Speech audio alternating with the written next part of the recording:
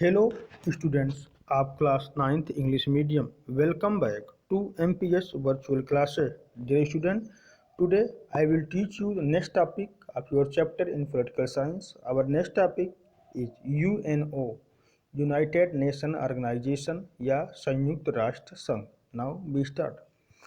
UNO is a global association of nations of the world. It has 192 member countries, each having one vote in the UN general assembly. तो संयुक्त राष्ट्र संघ जो है वो एक वैश्विक संगठन है विश्व के देशों का, जिसमें 192 देश इसके सदस्य हैं और प्रत्येक देश को यूएन की आम सभा में जनरल असेंबली में एक वोट देने का अधिकार है. Next, it meets in regular yearly session under a president elected from among the representative of the member countries. प्रत्येक वर्ष एक निश्चित समय में सितंबर में इसकी एक मीटिंग होती है जिसमें जनरल असेंबली का एक अध्यक्ष चुना जाता है जिसे सभी देश के रिप्रेजेंटेटिव मिलकर इलेक्ट करते हैं.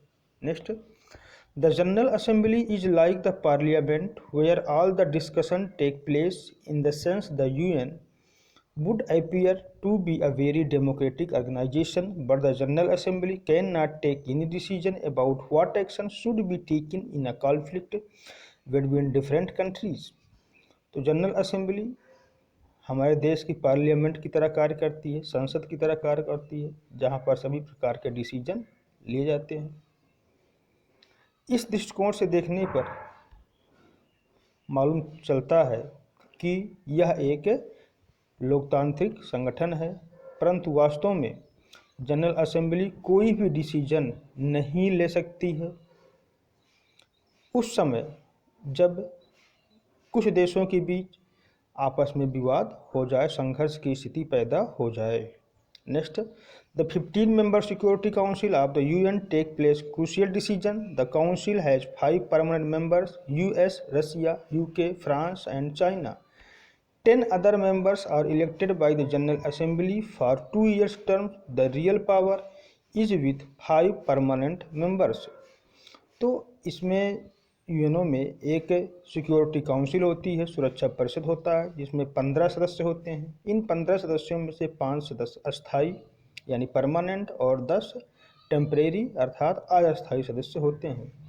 जो 5 परमानेंट मेंबर्स हैं उसमें यूएसए यानी United States of America, Russia, United Kingdom अर्थात ब्रिटेन, फ्रांस और चाइना हैं. इन्हीं पांचों देशों के पास वास्तविक शक्ति होती है. Next, the permanent members specially the US contribute most of the money needed for the maintenance of the UN. Each permanent member has veto power. ये जो परमानेंट मेंबर हैं, इन परमानेंट मेंबर्स में अमेरिका यानी यूएस सबसे अधिक धन UNO को उसकी मेंटेनेंस के लिए, उसके कार्यों को सुचारू रूप से चलाने के लिए देता है, जिससे इसका प्रभाव उस पर काफ़ी ज़्यादा है. प्रत्येक सदस्य देशों को एक स्पेशल पावर प्राप्त होती है जिसको हम लोग बोलते हैं वीटो पावर.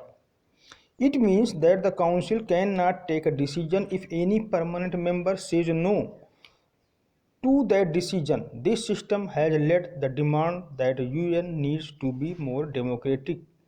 तो वीटो पावर का मतलब ये है कि सुरक्षा परिषद के जो 5 सदस्य हैं, किसी भी डिसीजन को लेने के पहले इन 5 सदस्यों की सहमति लेना आवश्यक है. यदि इन 5 में से कोई भी एक सदस्य इनकार कर देता है तो वह डिसीजन नहीं लिया जा सकता है.